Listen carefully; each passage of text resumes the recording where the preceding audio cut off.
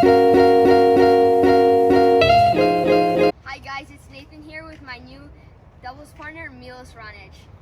You mean mixed doubles partner?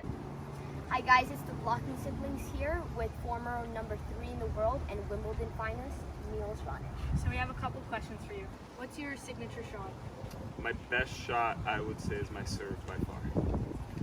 Okay, so what racket do you use? I use Wilson Blade 98. And what's your string tension?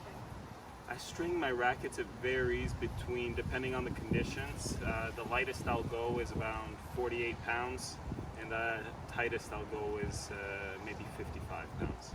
Okay, so do you have any pets? I do. I have a pet puppy. Her name's Charlie. She's a mini golden Labradoodle. So cute. Does your family have any nicknames for you? Yeah, but I think they wouldn't translate well because they're all in Serbian. So it's really hard to say them in English. Okay, so what's the most Canadian thing about you? I say sorry a lot. Sorry. And what languages do you speak? I speak English, Serbian, and sorry, and a little bit of French. Okay, so who was your idol growing up? I always watched Pete Sampras's matches over and over again growing up. And what was your best result as a junior? I don't know if I'd say a best one because I didn't really break through as a junior, but I think I got up to maybe around 30 ITF in the under 18 category. I don't think I ever won a match at juniors in a Grand Slam, so for me I bloomed a little bit later. So what's your favorite surface to play on? I enjoy hard courts the most, and I feel like I play my best tennis on it, but I think grass court suits me best, and it's helped me develop and progress the farthest at grass court events. And what TV show are you watching right now? Right now, we are watching Californication over again. I think it's the second or third time I'm going to be seeing it. Yeah. So what's your favorite food? I love sushi. It's hard to find good sushi, but most of the big cities we travel to, it's relatively healthy. I can have it, and it's probably the one meal that I could have over and over again without getting sick of. I love sushi too. What's your favorite city to visit while you're on tour? I think Paris, just because it has great art galleries, great museums, and there's a lot really to do, and there's a lot of things. As much as I think I've seen Paris, and I've been there over 10, 15 times now, there's a lot of things that I realize that I haven't seen, and I always get to see something new and something that always impresses me.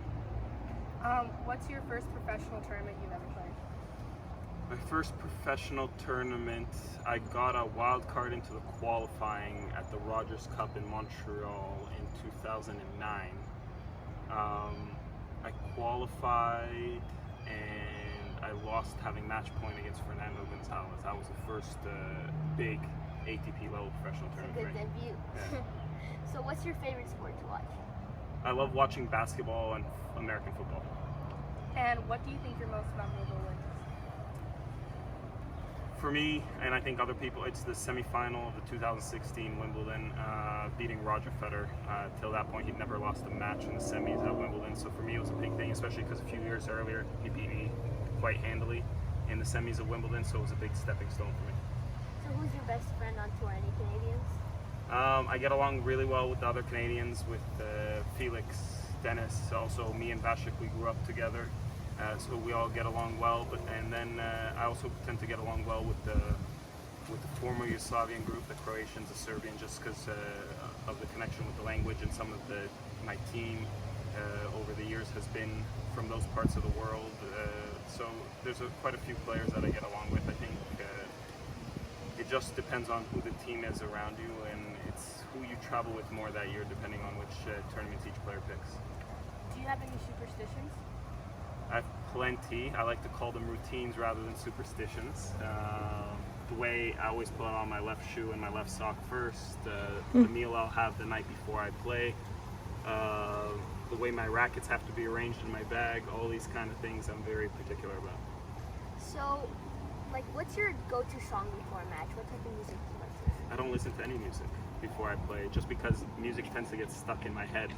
So I'm not focusing on the right thing. So I keep a clear mind and definitely try to stay away from music. What do you think is harder to overcome, mental or physical exhaustion? I think the mental, because the mental is something that builds up over time, whereas the physical can happen from one real tough workout or a succession of 2 or 3 workouts only, whereas the mental will sort of accumulate either from tough trainings and you're not giving yourself the right amount to recover. You're not doing things also for yourself personally, not only when you're on court or in the gym, but away from the court as well. There's a lot of emotional things that can be going on. There can be accumulation of playing many tournaments in a row. It's hard to know when it sneaks up on you, but I think as you get older, you learn more and more about it to sort of prevent it before it happens.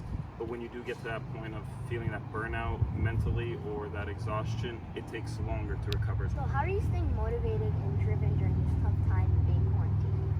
I think for me, the way I see it is players are going to come out 2 different ways, either really improved or not very sharp at all. And I think this, for me, I've always enjoyed the blocks when I've had a chance to focus on my body and focus on my game to improve. And it's always gone well for me. And normally the most we get is about the 5 weeks we have in the off season. So to have this many weeks is actually quite inspiring and motivating for me, because I feel like it can really allow me to take not just 1 or 2 steps forward, hopefully many more. What's your favorite movie? My favorite movie would have to be Unusual Suspects. Usual suspects. Okay. So what's your favorite animal, maybe a spirit animal? My late grandfather used to call me a lion, so I think that one means a lot to me. Weirdest hidden talent? Weirdest hidden talent. That you're comfortable mentioning? This could come off as a little bit arrogant, but I tend to think I'm right a lot. And then when the people around me try to tell me I'm not, I tend to actually end up being right about those things. So maybe it's the most annoying talent I have, but I'm definitely not embarrassed. I feel the same way about it. So what's like one of your best and what's one of your worst habits? My best habits, I think, is just my work ethic on a day-to-day basis, just wanting to get out and get better. I think one of my worst habits is junk food, because I can really push myself, and it's those moments like when you're there after really exhausting training and you can somehow justify to yourself, like, you know what, I probably deserve this, but then you start justifying yourself almost after every training, and that's when it sort of ends up being a problem. And if you weren't a tennis player, what do you think you would be doing? I would love to think that I'd be gifted and talented and hardworking enough to be a basketball player, because that's a sport I love, but both my parents being engineers, education was very important for me, so I think I probably would have gone to school and studied something along the lines of finance. So I think you should ask the last question. And the last question is, will you do a TikTok with us? I've never done a TikTok before, but I can give it a try. Okay, great. Touch this.